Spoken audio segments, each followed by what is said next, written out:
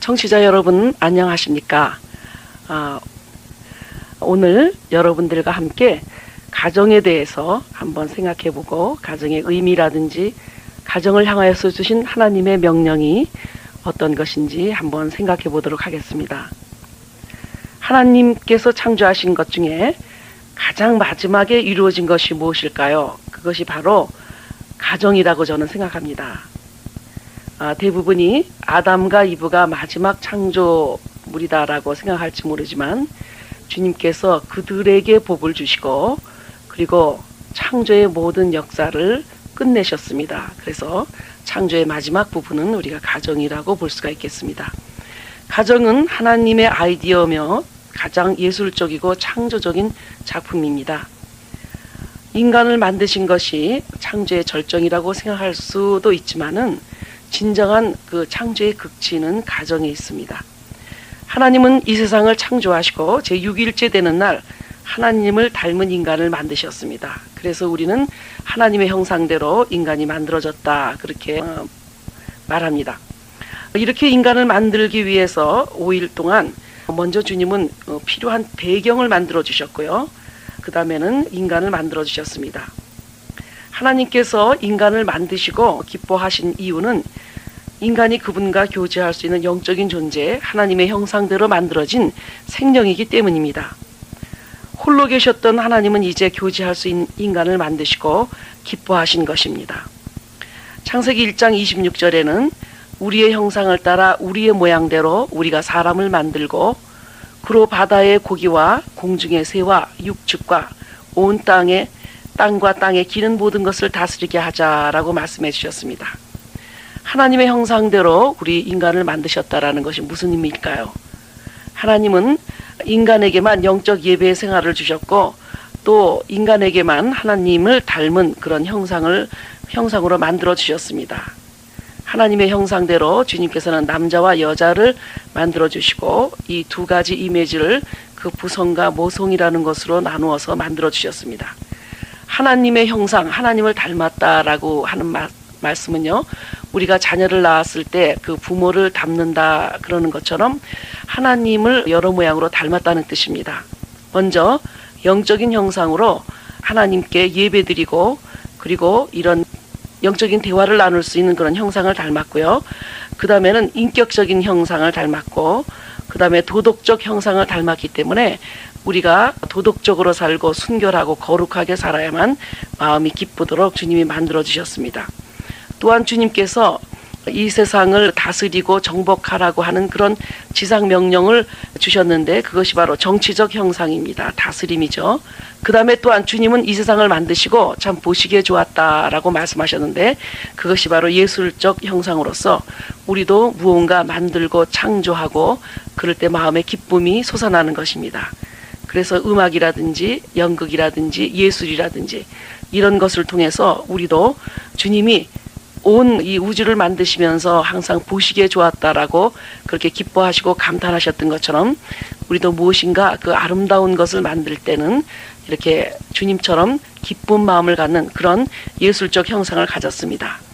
그리고 또한 그 사회적 형상이라는 것을 우리가 받았다고 볼 수가 있는데요. 그것은 뭐냐면 하나님께서도 홀로 고독하기를 원하시지 않는 것처럼 우리 인간들도 서로 고독한 것을 원하지 않습니다. 그래서 서로 만나고 교제하고 대화하는 이런 사회적인 형상을 닮았습니다. 그리고 무엇보다도 하나님 형상에서 중요한 것이 있습니다. 대부분 이것을 우리가 지나가 버리고 마는데 이 모든 형상들이 표현되는 언어라는 것을 우리가 잊어버리는 경우가 많이 있습니다.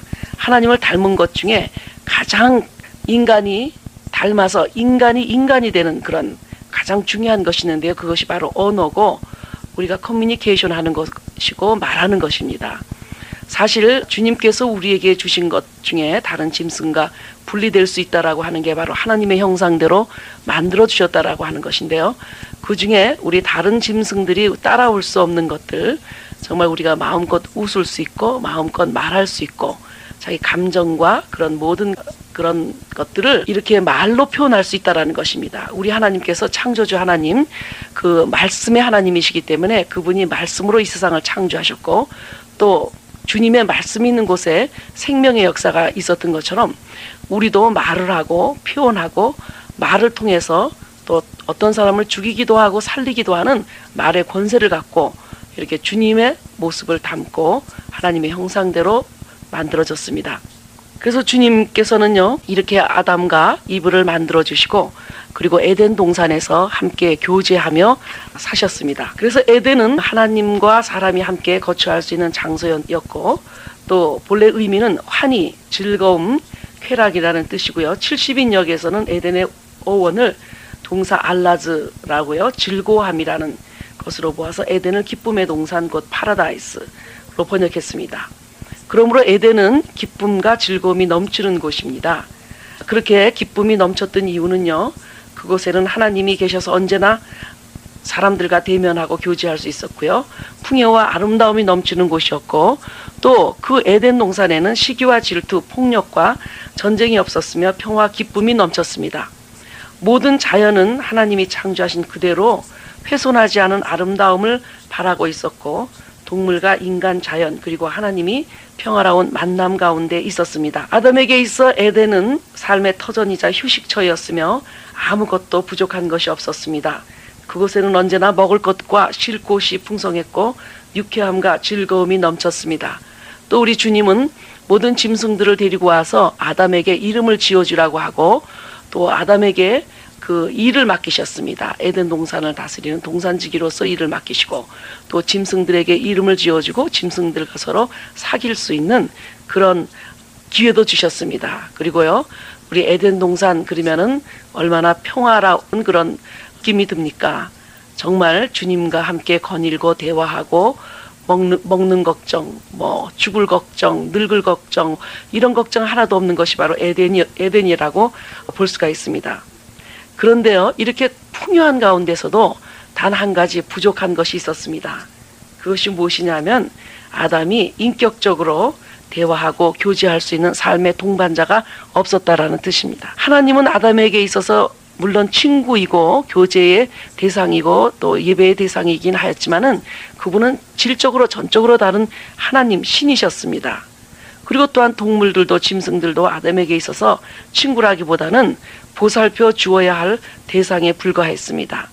아담에게는 온전히 서로의 인격을 존중하며 대화하고 서로 도울 수 있는 사람이 필요했습니다.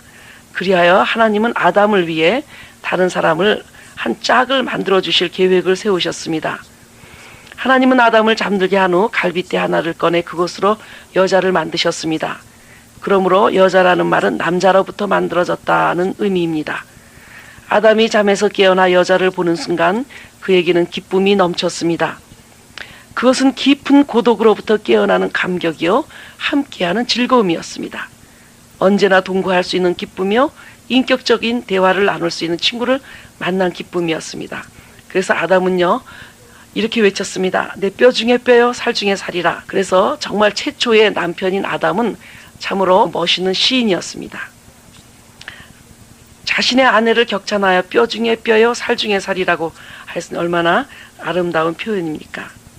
요 사이는요 이렇게 서로를 비하하는 그런 말들을 많이 해서 하고 많은 남자 중에 왜 저런 사람을 만났을까, 또 하고 많은 여자 중에 어떻게 저런 여자를 만났을까 하면서 이렇게 그 불평하는 표현을 하는 경우가 많이 있지만은요, 아담에게 있어서는요 아내가 정말 감동이었고 즐거움 그 자체였습니다.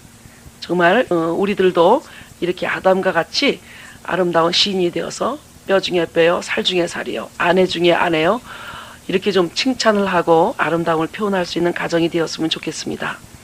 그러므로 주님께서는요 한 가정을 이루시고 이 그 창조의 문을 닫으셨습니다. 그러므로 가정은 창조의 마지막 작품이요 걸작품이라고 말할 수가 있습니다. 가정이 정말 얼마나 중요한지, 또 가정이 우리들에게 얼마나 큰 의미가 있는지 그런 것들을 우리가 깊이 생각해 보지 않고 지나가는 경우가 많이 있습니다. 모든 사람들이 가정에서 태어나서 가정에서 죽습니다. 그리고 또 가정을 떠나서는 결코 우리의 삶을 생각할 수 없음에도 불구하고 가정이 도대체 뭐냐, 아니면 가정이 어떤 중요성을 갖고 있느냐라고 물어볼 때 대답을 못하는 경우가 많이 있습니다. 그리고 또한 또 가정을 향하신 하나님의 뜻은 무엇이고 하나님은 왜 가정을 만드셨을까? 그 목적이 무엇일까? 가정에 주신 사명이 무엇일까?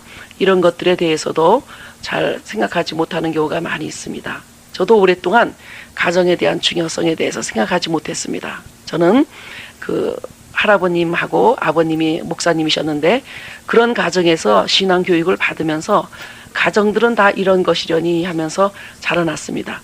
그리고 이렇게 목회자의 가정에서 자라나면서도 이 가정의 중요성을 잘 모르고 살아왔습니다. 그러나 제가 1989년도에 부흥회를 시작을 하면서 이렇게 부흥회를 다니고 또 깊은 또 가정에 문제가 있는 사람들을 상담을 하는 가운데 이 세상에 너무나 많은 가정이 깨어져 있고 그리고 정말 그 깨어진 가정으로 인해서 상처당하는 자녀들이 너무나 많다라는 것을 발견하게 되었습니다.